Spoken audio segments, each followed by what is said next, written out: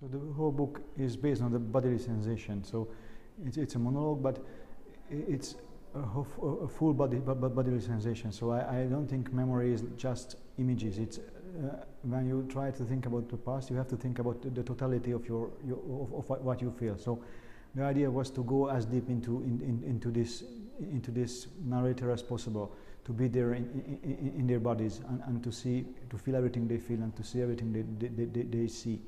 So what was interesting in this sense that when you think in these terms, you become very reflexive.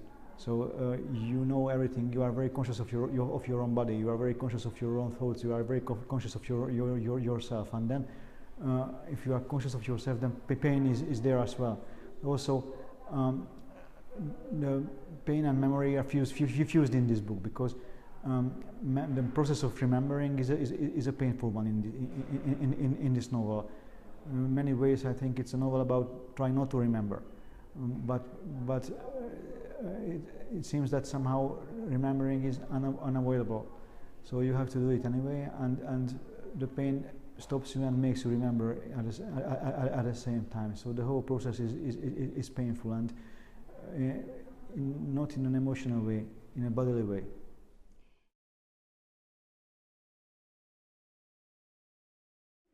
Each book was different, so each decision was a different decision. For the White King, the decision was based on the fact that in a dictatorship you are basically a child. Everybody is treated like a child, so then let's see how a real child sees this machine from the inside. But with the Bonfire it was different. There I really remember the time, the time of being adolescent and growing up. I really wanted to look at the process of growing up and freeing yourself, and this is a very powerful process, and I remember it so well. For me it was very liberating. I knew I wanted to become a writer then. That was a conscious decision. I fall in love and I saw the system crumble. So all these things happened at the same time. And also I left Romania, so I grew up in Transylvania, the western part of Romania, and then we had to go to Hungary. And all these things happened at the same time in a year. So this was a huge sense of liberation, and I somehow wanted to return there. And I knew that if I wanted to write about this, about how you escape such a system and how you find your own freedom, then I had to have a teenager narrate it. And then somehow it all fit into the system. So these two books are brothers, and one is a brother, one is a sister maybe. But the decisions were different. So for the Bonfire, I really thought you can only feel this huge sense of liberation as a teenager. So I think I was very lucky that I saw the system change with 15, because if I had been younger, I wouldn't really have noticed it. And had I been older, then it would be different, because I already would have carried my own burdens. So for our parents, for their generation, it was a different sort of an awakening. And I think this thing, what happened in Eastern Europe, it was really for that generation, for the 50-year-olds, so for them it was huge liberation. They could see it as such, and I wanted to return to that pure feeling. So that's one of the reasons.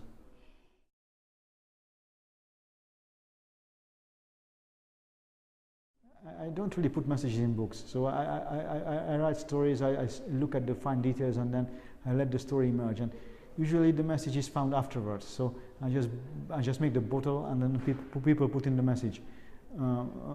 So really, the only message is that you don't have to forget what happened, and you have to look at what it was, and you have to somehow understand who you are. This is a message in a sense that the whole book is about this huge and difficult and complicated and painful process of understanding yourself. So all the burden you are carrying, even though you think you are not carrying any burdens because you are like 13 years old, you are innocent in this sense, but nobody is innocent. This system doesn't let you be innocent. They pile everything on you, and you have to understand all that in order to just find yourself. And maybe this is the message, that you have to do the work for yourself. No one will do this work of remembering and understanding yourself for you. So the other possibility is exile, so you can go away and begin a new life. And I thought I might write a novel about someone just going away and trying to drop all this burden. But if you stay here, then you have to somehow cope with what happened and what you did and what they did and what was did to you. and even if you were a child, it's unavoidable.